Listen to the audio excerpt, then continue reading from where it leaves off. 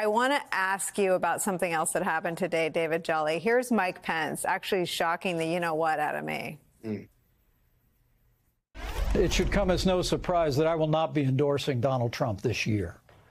Look, I'm incredibly proud of the record of our administration. It was a conservative record that made America more prosperous, more secure. But that being said, during my presidential campaign, I made it clear that there were profound differences between me and President Trump on a range of issues, and not just our difference on my constitutional duties that I exercised on January the 6th. Donald Trump is pursuing and articulating an agenda that is at odds with the conservative agenda that we governed on during our 4 years. And that's why I cannot, in good conscience, endorse Donald Trump. I think he's the only one. I quickly tried to see if Chris Christie had said he wouldn't endorse Trump. Yeah. I know Nikki Haley said she would endorse the nominee. Mitch McConnell's already endorsed Donald Trump. We've been talking all week about voters and this swath of voters looking for a permission structure to not vote for Donald Trump. They just got a giant one in Mike Pence.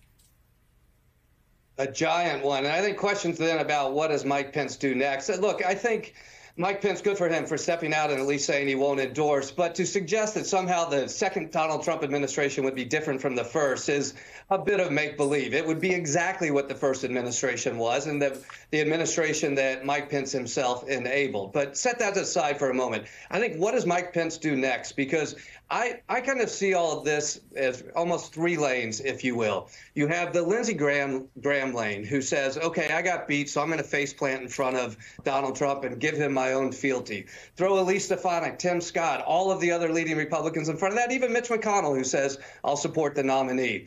And then you have those who say, like Mike Pence, I simply can't endorse him.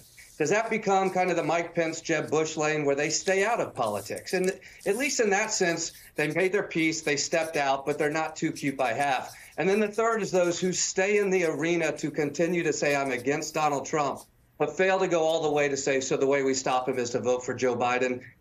Mike Pence is never going to say he's voting for Joe Biden, never. And so the right lane for him is now to go away until November and let the American people decide. I actually have more respect for Republicans who say, I won't endorse, and then they go away, than those who say Donald Trump's a threat to the free world, but I'm not willing to vote for Joe Biden to stop him. That's the lane that I think the nation is growing tired of and we should expect more from. I completely agree. I remember having a big fight with Joe Walsh about, I don't know, I think years and years ago on that very question, that the only intellectually honest thing to do if you think that Donald Trump is unfit is to vote for the person that's running against him. Luke Broadwater, this puts Mike Pence at odds with his own former colleagues in the House Republican caucus. All of them, I think, have said that they're, except for former members like Liz Cheney and Adam Kinzinger, but all of them have said that they're voting for Trump. Any reaction up on Capitol Hill to Mike Pence's? He starts by saying, I think that was Martha McCallum, you won't be surprised. I'm shocked to hear that Mike Pence isn't endorsing Donald Trump. Yeah, I mean, it's Donald Trump's own vice president. You know, this is somebody who knows him better than anybody, and he's refusing to endorse him. Now, of course, Mike Pence is also in the unique situation of being the person on January 6th who the pro-Trump mob threatened to hang and tried to storm the Capitol, trying to get at him and looking for him. So he may, he knows firsthand the danger of Donald Trump in a way that some of these people do not. But there are many other House Republicans who were there on January 6th who also ran, who fled for their lives, who were on the other side of a door with guns pointed, Capitol Police guns pointed at the mob. So, and many of them do know firsthand what Mike Pence knows, but they have chosen another tactic. They've chosen to stick with the party and the nominee of the party, no matter what.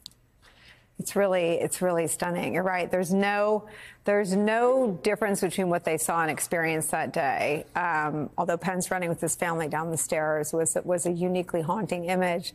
But they all have access to the same information. It's a really smart point.